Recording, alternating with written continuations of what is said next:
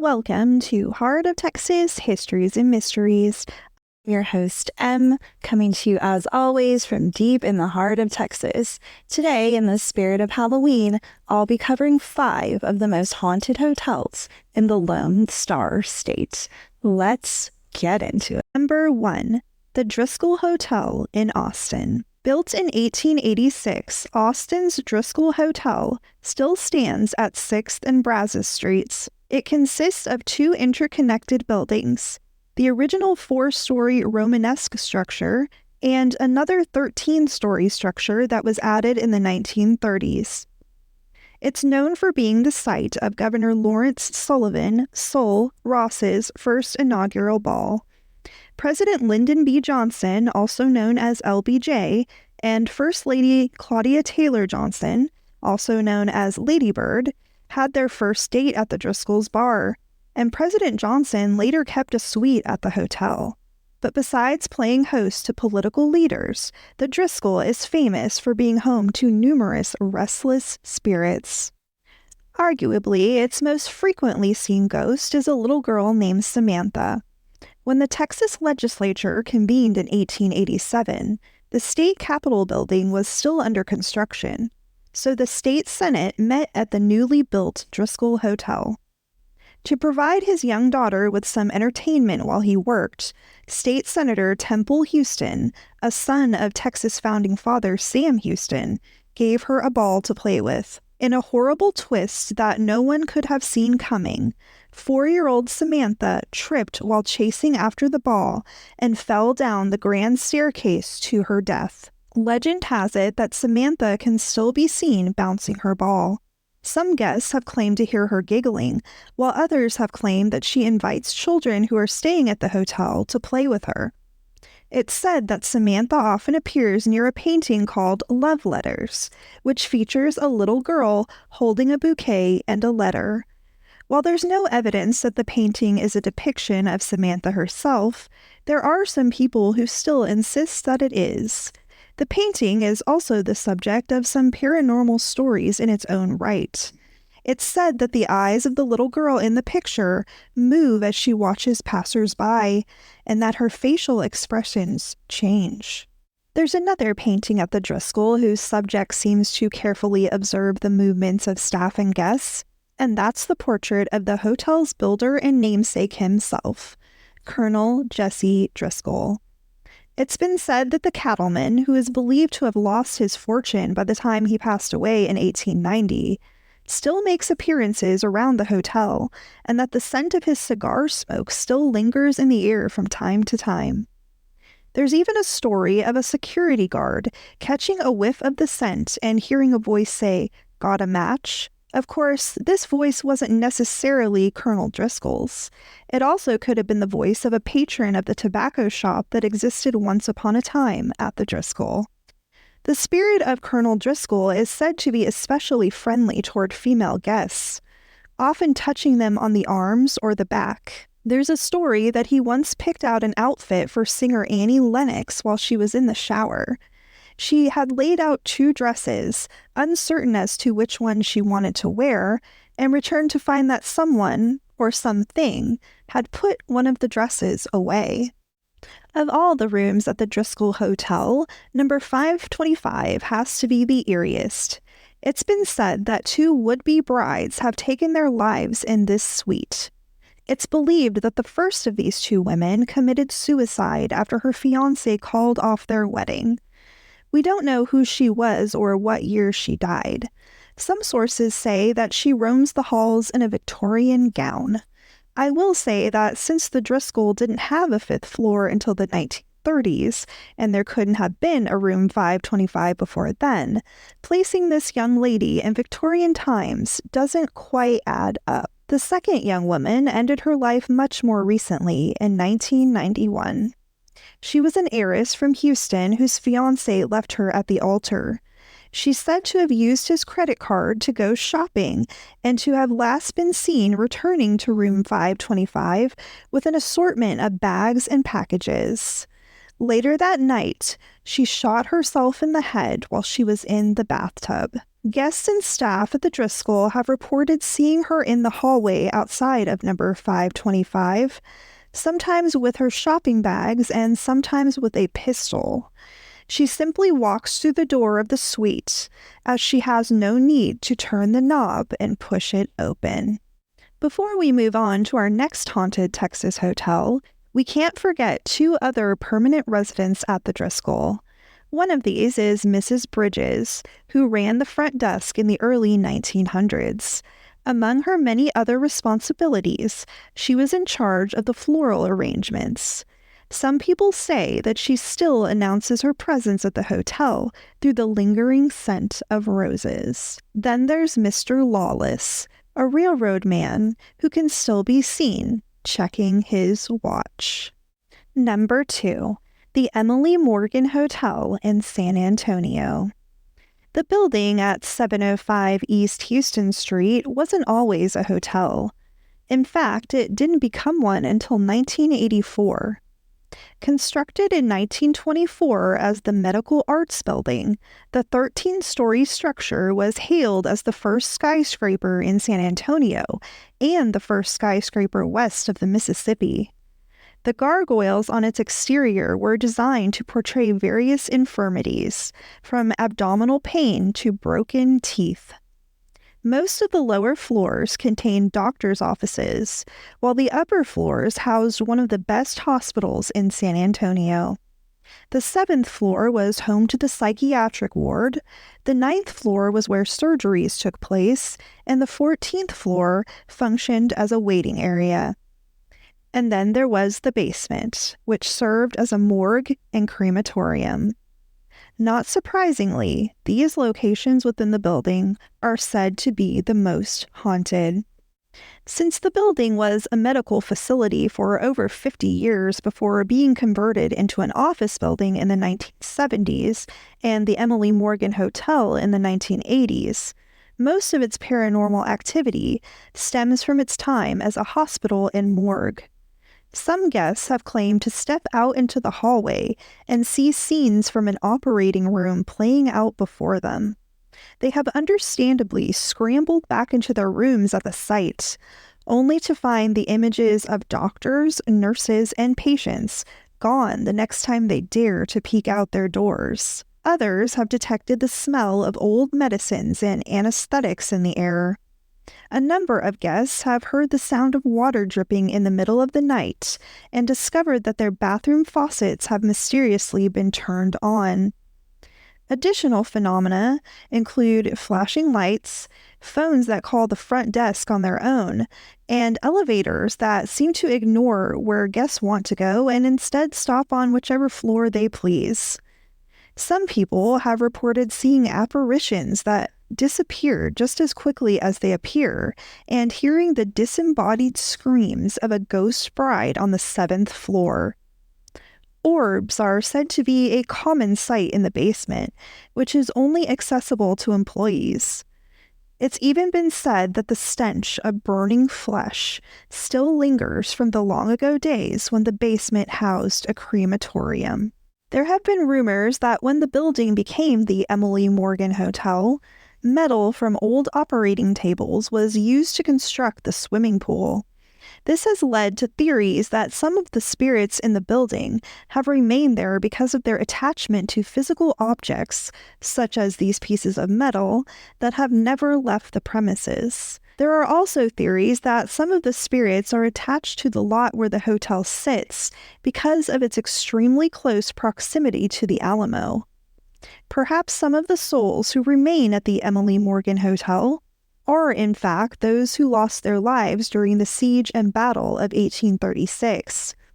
If so, we can assume that these Texians would heartily approve of the hotel being named for the young lady who is said to have been entertaining General Santa Anna in his tent when the Battle of San Jacinto broke out just 6 weeks after their deaths. Legend has it that a distracted Santa Anna left his army unprepared, and that this is what enabled the Texian army to declare victory within 18 minutes. I would also be remiss if I didn't mention that according to folklore, Emily D. West, better known as Emily Morgan, was the inspiration behind the much-loved ballad, The Yellow Rose of Texas. But as far as we know, Emily herself is not one of the many eternal residents of the hotel named in her honor. Number 3, the Stockyards Hotel in Fort Worth. Located at 109 East Exchange Avenue, Stockyards Hotel opened in 1907 as a stopping point for the many travelers the cattle industry brought through Fort Worth.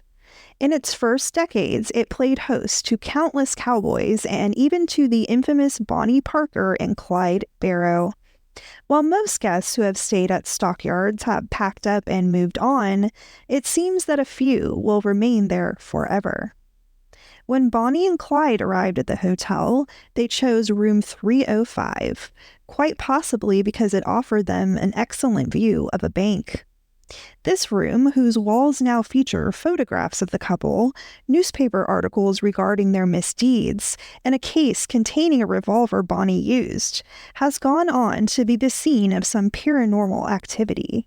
While we have no way of knowing whether it's Bonnie, Clyde, or some other spirit behind it, guests in this suite commonly report the water in the bathroom going on and off by itself. 3 people are known to have taken their own lives at Stockyards Hotel. In the 1930s, rodeo star and frequent guest C.D. Jr. Caldwell tried to kill his wife before turning his gun on himself. It's said that on very quiet nights, you can still hear the jingling of his spurs. During that same decade, Jasper Lawson, who worked at the Fort Worth Stockyards as a weighmaster, poisoned himself in his room. And in the 1950s, a man who was said to be a champion rodeo performer shot himself in his suite. It's possible that the spirits of these 3 men are responsible for the phenomena that have occurred at the hotel over the years. From a phone in the lobby calling the reception desk on its own, to female guests having the eerie feeling that someone has just crawled beneath the covers with them. But some people attribute these happenings to another spirit, that of a man named Jake, who spent much of his life working at the hotel and, despite all the years that have passed since his death, has never left. Many of Stockyards Hotel's staff and guests have reported seeing the apparition of a little girl who exits the elevator and disappears after taking just a couple of steps into the hallway. Is she the one responsible for the elevator's tendency to start and stop on its own? Or is that the work of one of the hotel's other permanent residents? Number 4, the historic Kahn Hotel in Jefferson.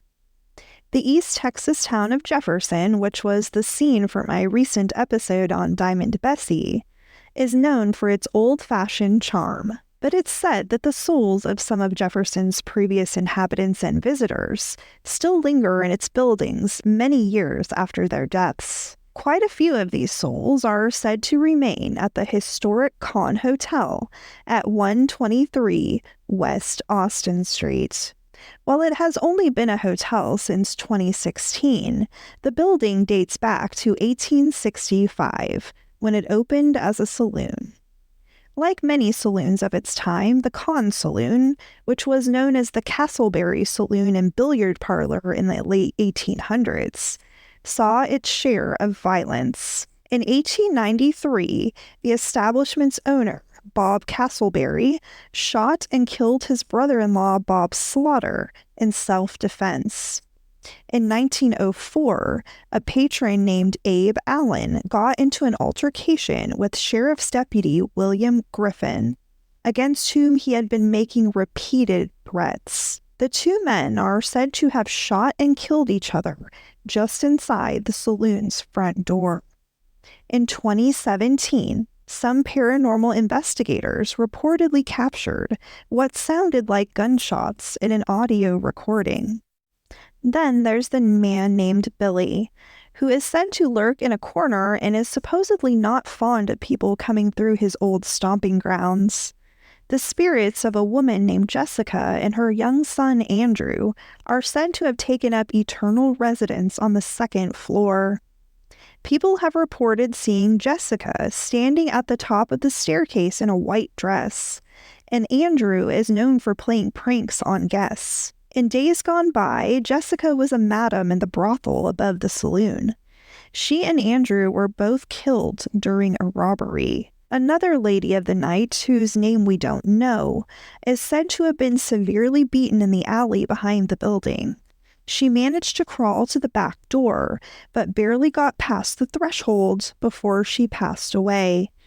Legend has it that bloodstains randomly appear and disappear in the spot where she died, and it's been said that the aforementioned 2017 paranormal investigation yielded some photos of what looked like blood there. Last, but certainly not least, there's the story of the young couple who married without the permission of the bride's father, who tracked them down to this building in Jefferson. The bride apparently died after stepping backward and falling out of a window during the confrontation. Some stories state that the bride's father hanged her husband upstairs. There are also accounts of a man's hanging death being ruled a suicide, despite his hands being tied behind his back. Are these stories both about the young newlywed, or are they about two different men? We may never know.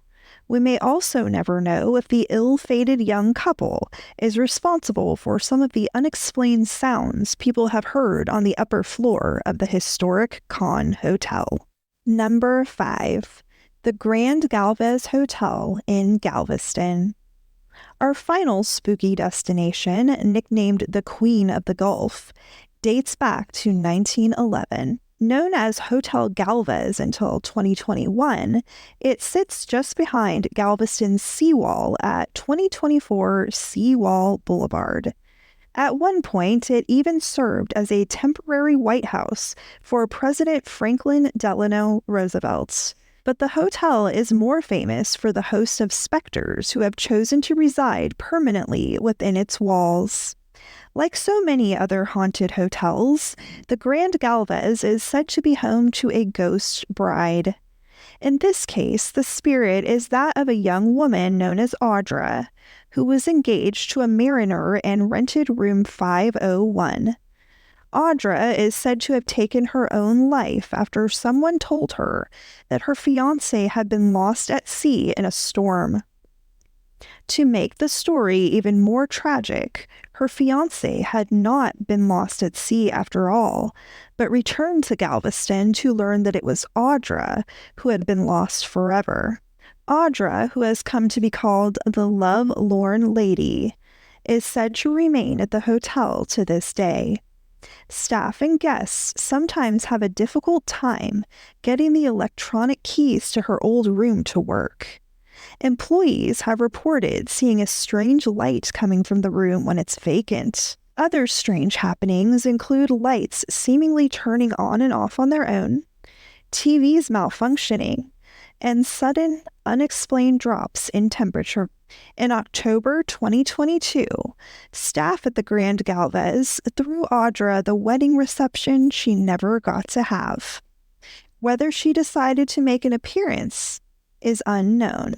The Grand Galvez had not yet been built when the infamous hurricane of 1900 pounded Galveston Island, but some of the souls lost in that horrific storm are still said to be present on the hotel grounds. The beach in front of the hotel is where a nun named Sister Catherine and a group of children from St. Mary's Orphan Asylum lost their lives. Like the other nuns at the orphanage, Sister Catherine had tied a clothesline rope around her own waist and then attached the rope to the wrists of 6 to 8 children. It was the only thing the sisters could do to try to keep everyone safe and together as the winds and storm surge rose to unimaginable levels and the orphanage collapsed. Sadly, after the hurricane had finally passed, the bodies of Sister Catherine and the children in her care were found on the beach. Like thousands of others who died in the storm, they were presumably buried where they were discovered. Some people think that Sister Catherine and the children may have been buried where the Grand Galvez now stands. A few have reported seeing a nun pacing on the lawn when a storm is approaching, looking nervously toward the sea. Others believe that the spirits of the children are responsible for the small pranks some guests experience during their stay at the hotel. The hotel's spa is said to be home to several ghostly children, who sometimes leave small handprints on the glass door. A little girl wearing a white dress and black Mary Jane shoes, with her hair in pigtails tied with ribbons, reportedly lingers around the spa and whispers ice cream to people there. The spa was, in fact, a soda and ice cream parlor in days gone by. Like the Driskill, the Grand Galvez is said to have a resident child who is seen bouncing a ball before vanishing into thin air. Also, like the Driskill, the Grand Galvez features a portrait of its namesake, whose eyes are said to follow the movements of guests as they pass by. Some guests have reportedly taken photographs of the painting of Bernardo de Galvez, only to discover the image of a glaring skull where his face should be. According to folklore, this happens when a visitor has failed to ask permission from the famed government official and military leader before snapping a picture. So there you have it. 5 of the most haunted hotels in Texas. Have you visited any of these hotels and had a supernatural experience there? Let me know. Happy Halloween. Thanks for tuning in, and until next time, y'all.